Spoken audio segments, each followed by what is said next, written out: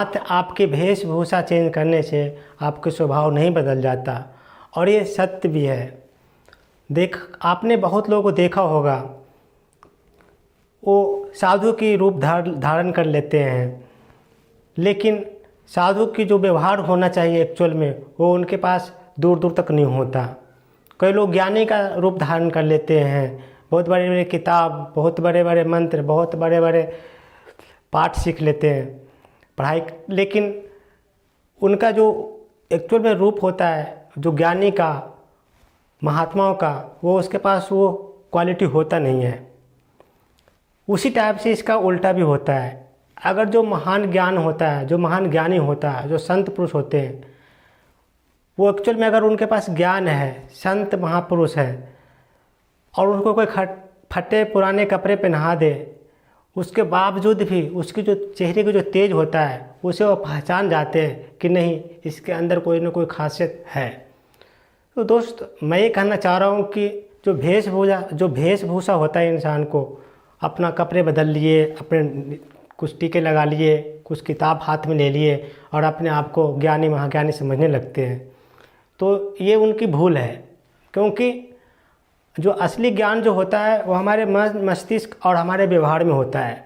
आपकी जो पहचान है आपके व्यवहार से, आपके ज्ञान से मानते हैं, नहीं कि आपकी वेशभूषा से। अगर आपकी वेशभूषा कैसा भी हो, सन्यासी का धारण भी कर रखा हो, लेकिन आपने बहुत बड़े क्षत्रिय की जानकारी और बहुत बड़े योद्धा की आपके मन में विश्वास है, आप बहुत बड़े योद्धा के काम जानते हो, तो वो कभी न कभी प्रकट हो जाएगा। आइए इसे एक छोटी सी कहानी से समझने की कोशिश करते हैं। बहुत पहले की बात है, एक राजा थे। एक राजा के दो बेटे थे। बड़ा बेटा बहुत चतुर, बहुत सियाना और बहुत बदमाश टाइप का था। दूसरा बेटा बहुत ही शांत स्वभाव का और बहुत ही विनम्र था। बड़ा बेटा और छोटे बेटा के जो दोनों को जो आपस में जो थे, वो भाई भाई के में बहुत बनता था। आप भाई भाई में उन दोनों को बहुत विश्वास था, क्योंकि था तो दोनों भाई, व्यवहार चाहे तो जैसा भी हो। लेकिन राजा का जो झुकाव था अपने छोटे बेटे की तरफ ज़्यादा था, क्योंकि उनके छोटे बेटे में वो सारी क्वालिटी थी जो एक राजा में होना चाहिए था। विनम्रता, धैर्यशीलता, सोचने की, समझने की सारी कैपेसिटी इसमें सही थी। लेकिन एज नियम के अनुसार जो राजगद्दी पर बैठता है वो राजा का बड़ा बेटा का अधिकार होता है। अगर राजा बूढ़ा हो गया, राजा मर गया किसी कारण से, या किसी युद्ध में मारा गया, तो उसका जो राजगद्दी का जो अधिकार होता है वो बड़ा बेटा को होता है। ऐसे माना जाता था पहले समय में। तो राजा का जो झुकाव था अपने छोटे बेटा की तरफ, लेकिन उसका बड़ा बेटा बदमाश था और वो चाहता था कि अपने पापा की राजगद्दी जो है, जो शासन है, मैं हथियार कर लूँ। तो अपने पापा का राजगद्दी को अधिकार प्राप्त करने के लिए वो कई तरीके की साजिश चलता था, लेकिन कभी भी वो कामयाब नहीं हुआ। एक दिन उसको मन में ख्याल आया कि हमारे पापा का जो झुकाव है हमारे छोटे भाई की तरफ ज़्यादा है, तो मैं इसके ऊपर ही कुछ खेल खेलता हूँ। वो क्या किया कि एक बार अपने किसी विशेष फंक्शन के, तो मतलब कोई उनके राज्य में कोई विशेष फंक्शन था, उस विशेष फंक्शन में राजा को उसका जो बड़ा बेटा है कुछ गिफ्ट देना चाहा। तो वो सोचा कि चलो इस मौके की तलाश में था कि मैं इस बार क्या कुछ चाल चलूं। तो उन्होंने अपने छोटे भाई को बोलता है कि भाई, मैं अपने पापा के लिए कुछ नए डिजाइनर कपड़े मंगवाया हूं बाहर से, मैं चाहता हूं कि अपने हाथों से इस कपड़े को अपने पापा को तुम पहनाओ इस फंक्शन में आने से पहले।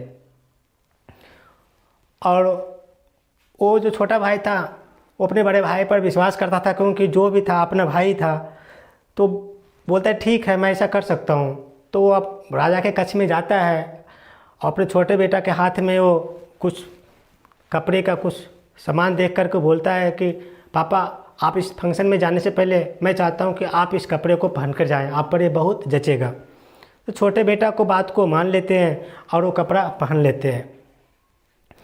जब वो कपड़ा पहनते हैं तो कपड़ा पहनने के कुछ देर बाद उनकी बॉडी में रिएक्शन होना शुरू करता है, क्योंकि उस कपड़े के जो अंदर के जो कपड़े था उसमें एक टाइप के केमिकल मिलाया हुआ था, जिसको पहनते ही हमारे बॉडी में रिएक्शन होगी और रिएक्शन से हमारा बॉडी सूज जाएगा और दम घुट जाएगा।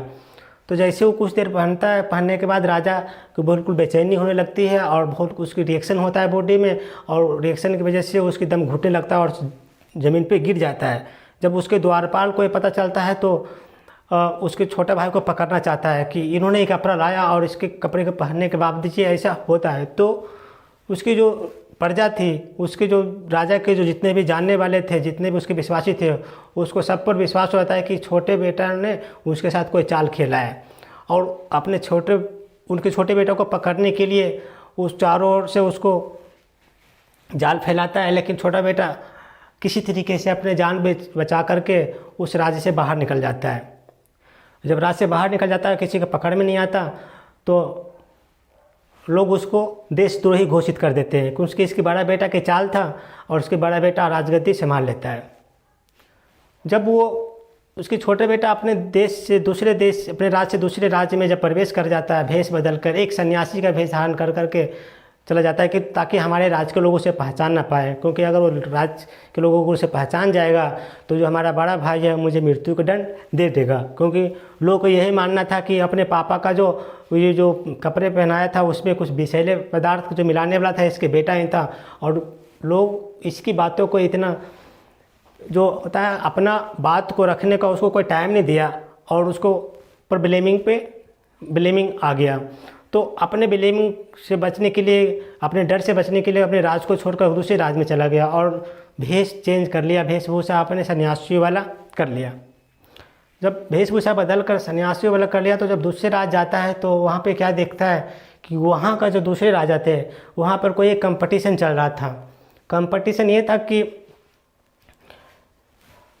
घोड़े को पर बैठकर घोड़े को तेज दौड़ाते हुए सामने एक निशान बोर्ड होता है जिसके अंदर जो छोटे से जो राउंड होता है, गोल सा होता है, जिस पर बिल्कुल सही निशाना मारना था। जो निशाना लगाएगा उसको राजा बहुत सारे धन और बहुत सोने की मोहरें देंगे। तो बहुत सारे भीड़ लगा हुआ था, बहुत प्रतियोगिता चल रही थी। उस राज्य के बहुत दूर दूर से लोग उस प्रतियोगिता में भाग लेने के लिए आए थे। घोड़े पर सवार होना था, धनुष बाण को खींचना था, और उस पक्के निशाने पर जो लगाएगा तेज दौड़ते हुए घोड़े के साथ, वही विजेता घोषित करेगा। तो उस राज्य में बहुत सारे लोग योद्धा आए हुए थे, लेकिन कोई उस निशाना को सटीक मार नहीं पा रहे थे। फिर राजा बहुत निराश होता है कि हमारे राज्य में कोई ऐसा योद्धा नहीं है, ऐसा कोई शक्तिशाली पुरुष नहीं है जो कि अपने जो वीर और अपने क्षत्रिय होने का सबूत दे सके। तो बहुत निराश होता है। उसी समय एक सन्यासी के भेष में एक युवक आता है राजा के सामने और बोलता है, महाराज अगर आप मुझे एक मौका दें तो मैं करके देखना चाहता हूँ। राजा को एक आखिरी किरण उम्मीद बन के आते हैं कि सब तो बड़े सारे लोग, जितने भी महापुरुष, जितने भी योद्धा थे, सब ने ट्राई कर लिया, ये सन्यासी क्या कर पाएगा, ये सन्यासी तो क्षत्रिय भी नहीं है, ये तो क्षत्रियों का काम होता है धनुष बाण और निशाना लगाना, ये सन्यासी भला क्या करेगा। लेकिन उसके पास कोई ऑप्शन नहीं था कि उसको भी दिखाना था कि चलो हमारे राज्य में भी कुछ ऐसे निशानेबाज हैं जो कि कर सकते हैं ये। तो उन्होंने बोला चलो ठीक है, मैं आपको भी एक मौका देता हूँ। वो लड़का जो घोड़े पर सवार होता है, धनुष बाण लेता है, एक ग्राउंड की पूरी चक्कर लगाने के बाद, घोड़े को एक ग्राउंड को पूरे चक्कर लगाने के बाद वो धनुष और बाण को निशाना मारता है। तेज दौड़ते हुए निशाना में वो सटीक जगह पे जाकर उसके बाण लग जाती है। जब सही निशाने पर बाण लगती है, घोड़े दौड़ाते हुए जब बाण से धनुष लाता है और सही निशाने पर जाकर जब उसके बाल निशाने पर लगती है तो राजा बहुत ही खुश होता है। राजा बहुत खुश होता है और उसके पास आता है और उसको बहुत सारे जो मान सम्मान और जो भी उसको पुरस्कार देने था वो सबके सामने उसको पुरस्कार वितरित करता है। शाम के समय उसको बोलता है कि आप हमारे महल में आए हैं, इस फंक्शन के उपलक्ष्य में हमने कुछ भोजन की व्यवस्था करी है। तो जो भी हमारे राज्य से जो बाहर से लोग आए हैं, कुछ दूर दूर देश से जो आए हैं, उसके लिए हमने भोजन की व्यवस्था की है, कुछ आराम करने की व्यवस्था की है। आप भी हमारे महल में आए और आमंत्रित हैं। तो वो जो लड़का था, वो भी लड़का उन राजा के महल में जाता है और खाना खाने के बाद राजा बोलते हैं कि हमने आप लोग के एंटरटेनमेंट के लिए एक 2 कक्ष बनाए हैं। एक कक्ष में तो बहुत सारे फूल पौधे और आपके एंटरटेनमेंट के सारे सामान रखे होंगे। वहाँ पर जाकर आराम कीजिए, गाना सुनिए, म्यूजिक सुनिए और अनेक प्रकार की इत्र वित्र और जो भी और जो फूल पत्ते हैं आप वहाँ के मज़े लीजिए। दूसरे साइड में कच्छ में जिनको हथियार की शौक़ है, क्षत्रिय का शौक़ है, भाला धनुष बाण गदा उनको शौक़ है, वो उस पर जाकर के अपना आप देख सकते हैं। तो जब खाना खाने के बाद राजा सोचना चाह रहा था कि ये जो सन्यासी हैं ये इनकी रुझान किस टाइप से है, ये फूल और जो इत्र और जो एंटरटेनमेंट है उनके तरफ जाना चाहते हैं या जो हमारे दूसरे कच्छ में जो धनुष बाण गदा रखा हुआ है उसके तरफ जाना चाहते हैं। तो जब ये सन्यासी खाना खा लेते हैं उसके बाद जो वो जाने लगते हैं तो वो एंटरटेनमेंट की तरफ नहीं जाने के बजाय वो जहाँ पर धनुष बाण और गदा रखा हुआ था उसके कच्छ में जाते हैं और उनको धनुष बाण और उसको भी तरह तरीके के जो हथियार रखा हुआ था उसको छू छू कर उठा कर देखने लगते हैं।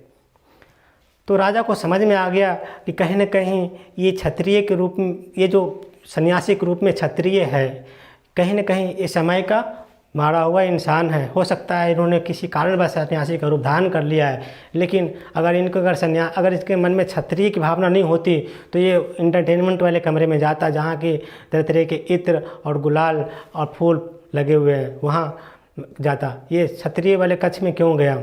तो जब सारे काम त्यौहार जब सारे कुछ हो जाते हैं तो उसको एक साइड में ले जाकर राजा पूछते हैं कि आप मेरे से झूठ मत बोलिएगा, ईमानदारी से बोलिएगा, मैं आपसे कुछ पूछना चाहता हूँ।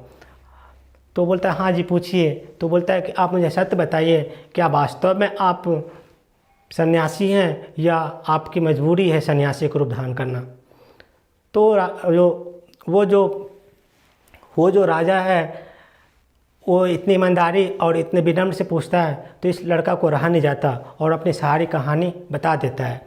सारी कहानी बता देता है कि हमारे साथ ये घटना घटी है, हमारे साथ ये चाल घटा है, मैं तो एक राजा का बेटा हूँ और मुझे बचपन से ही धनुष बाण गदा और सारे हथियार चलाने की ट्रेनिंग दी गई थी और मैं अपने राज्य में बहुत ही सबके प्रिय हूँ इसके मामले में।